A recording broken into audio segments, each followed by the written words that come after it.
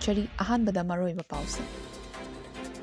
ꯗꯤꯜꯂꯤꯒꯤ protest India ꯒꯚꯔꯟꯃꯦꯟꯠꯅ ꯀꯨꯀꯤ ꯃꯤꯂꯤꯇꯦꯟꯠꯁꯤꯡꯗ ꯃꯇꯦꯡ ꯄꯥꯡꯏ ꯍꯥꯏꯅ ꯃꯔꯥꯜ ꯁꯤꯈ꯭ꯔꯦ ꯑꯦꯌꯔꯄꯣꯔꯠ ꯃꯅꯥꯛꯇ ꯕꯣꯝ ꯑꯃ ꯄꯣꯈꯥꯏꯈ꯭ꯔꯦ ꯃꯙ꯭ꯌ ꯄ꯭ꯔꯗꯦꯁꯇ ꯍꯤ ꯂꯨꯞꯄꯗ ꯁꯤꯈꯤꯕ ꯃꯤ 16 ꯌꯧꯔꯦ ꯀꯦꯁꯤꯄꯤ PSCꯅ ꯄꯣꯈꯥꯏꯍꯟꯕꯅꯤ ꯍꯥꯏꯔꯛꯂꯤ ꯃꯅꯤꯄꯨꯔ ꯑꯁꯥꯝ ꯑꯃꯁꯨꯡ ꯇ꯭ꯔꯤꯄꯨꯔꯥꯗꯒꯤ ꯌꯨꯠ ꯑꯃꯗꯤ ꯁꯤꯚꯤꯜ ꯁꯣꯁꯥꯏꯇꯤ ꯑꯣꯔꯒꯅꯥꯏꯖꯦꯁꯟꯁꯤꯡ ꯑꯃꯁꯨꯡ ꯃꯤꯇꯩ ꯃꯍꯩꯔꯣꯏꯁꯤꯡꯅ ꯉꯁꯤ ꯅ꯭ꯌꯨ ꯗꯤꯜꯂꯤꯒꯤ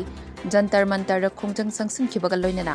ꯏꯟꯗꯤꯌꯥ ꯒꯚꯔꯟꯃꯦꯟꯠꯅ ꯃꯅꯤꯄꯨꯔꯗ ꯍꯧꯖꯤꯛ ꯊꯣꯛꯂꯤꯕ ꯏꯔꯥꯡ ꯑꯁꯤꯗ ꯀꯨꯀꯤ ꯃꯤꯂꯤꯇꯦꯟꯠ ꯒ꯭ꯔꯨꯞꯁꯤꯡꯕꯨ ꯃꯇꯦꯡ ꯄꯥꯡꯏ ꯑꯃꯁꯨꯡ ꯉꯥꯛꯄꯤ ꯁꯦꯟꯕꯤꯔꯤ ꯍꯥꯏꯅ ꯃꯔꯥꯜ ꯁꯤꯈ꯭ꯔꯦ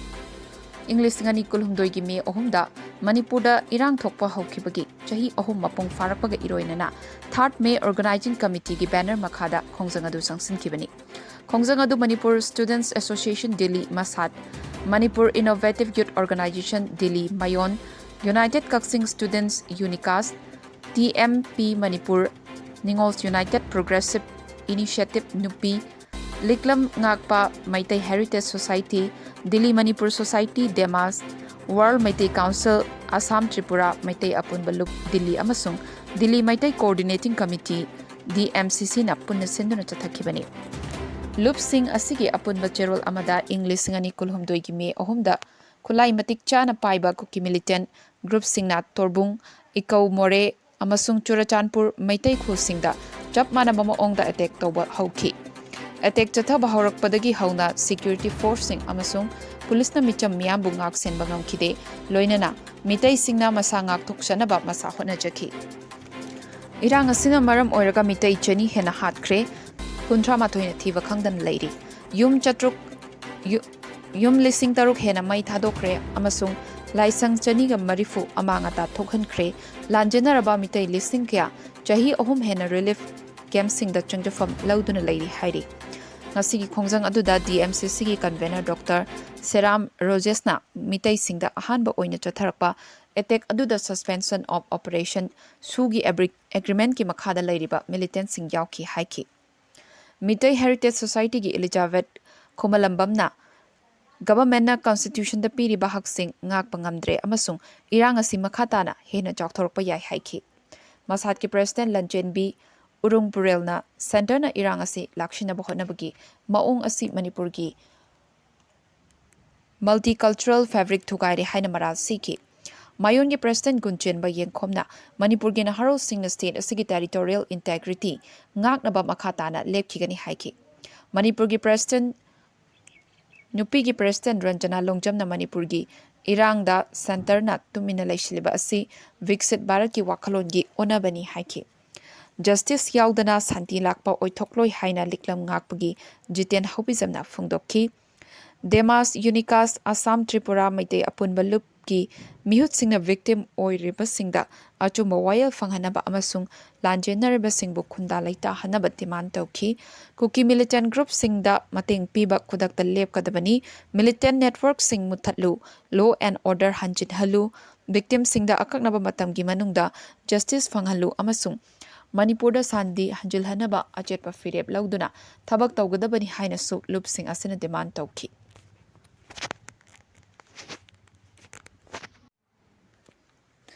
ꯁꯤꯡꯖꯃꯩ PSꯅ ꯀꯣꯟꯕ ꯏꯝꯐꯥꯜ ꯏꯟꯇꯔꯅꯦꯁꯅꯦꯜ ꯑꯦꯌꯔꯄꯣꯔꯠ ꯃꯅꯥꯛꯇ ꯉꯁꯤ ꯑꯌꯨꯛ ꯄꯨꯡ 13:55 ꯔꯣꯝ ꯆꯠꯄ ꯑꯗꯨꯋꯥꯏꯗ ꯁꯛꯈꯪꯗꯕꯁꯤꯡꯅ ꯕꯣꯝ ꯑꯃ ꯄꯣꯈꯥꯏꯍꯜꯂꯝꯂꯦ ꯍꯥꯏꯔꯤ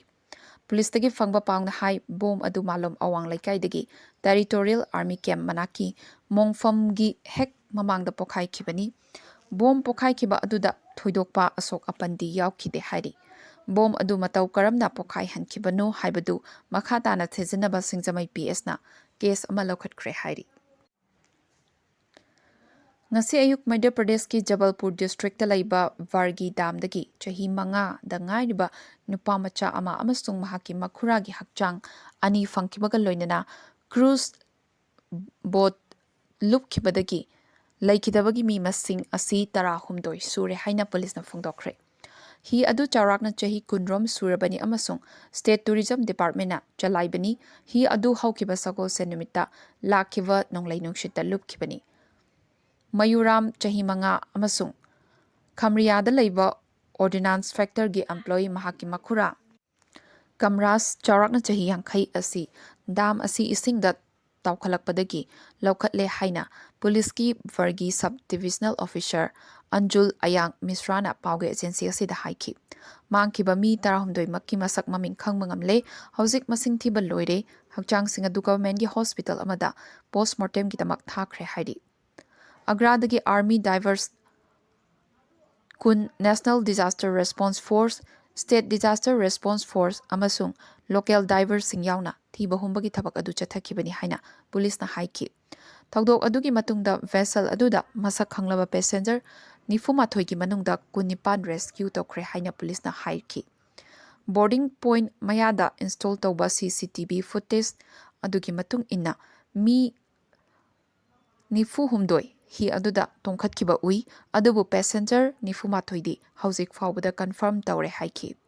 State government na hawkiba irai numita thawdok adu matau karamna thokibano haiba khangdoknaba prop tawnaba order thokre state asida masiga manaba vessel sing operation tawbasu thingkre ngasi malomda bom pokhaikhriba adu KCP PSC Kanglaipak Communist Party Polit Bureau Standing Committee na chathakibani haina law na thingkraba lalholub asina claim tawrakli KCP PSC asigi Information and Public Relations Department gi Secretary M Puthiba Maitai gi cherot aman hai Malom crematorium manakta smart IED ama blast tawkiba adu ban blockade amasung shutdown kausinduna iramdam asibu manghan takhaliba miyambu awabagi mathakta hena awaba pinaba hotnariba laibak asigi tunglam chatpu khongaunariba amasung Imphal airport ki khothangda mayai kaba nisagi potlamsing puthok pushin tawriba pumnamakta piba aroiba warning ni Manipurda ban blockade amasung shutdown na chingba party na athingba thamkiba leirabani athingba adu ban blockade amasung shutdown na leibaki kanaba kari amata puraktaba adubu mahiroi khunaida summit loan ki phivam phattaba imung manung singda nomagi sura nomlaga jara taliba singi amasung kanglai paki tunglam chatta piriba achoba chaitheng adu macha khaina puthoktuna leibak miyamda thamkibani hairi Ikhang khanghaudana ban blockade natraga shutdown hek kaurakpaga kaurakliba organization adugi thaupu sing ga party gi mihut singa wakhal talminaraga adumak handokna khiba ngaktani adubu laibak asi ban blockade amasung shutdown gi yamna fattaba impact adudagi ngakthoknaba wakhalon ga loinana miyam khangna thamlakhiba athingba adubu hanjin thugairakpa asi yamna laibak thibani hairi Numit mangani chupna mathong maram khangdana total shutdown tawduna laibak miyam amasung mairoi khunai asigi awaba piramnaga kari karamba singthaningai oiba kari kanaba purakibano hainasu cherol asida hangli amaromda hojiki kanglai pak asida toina kaunnarakliba ban blockade amasung shutdown asi anambana political gi oiba thawin singyawba amasung lanai gi oiba interest leiba singni haina haiman bathokloi hairi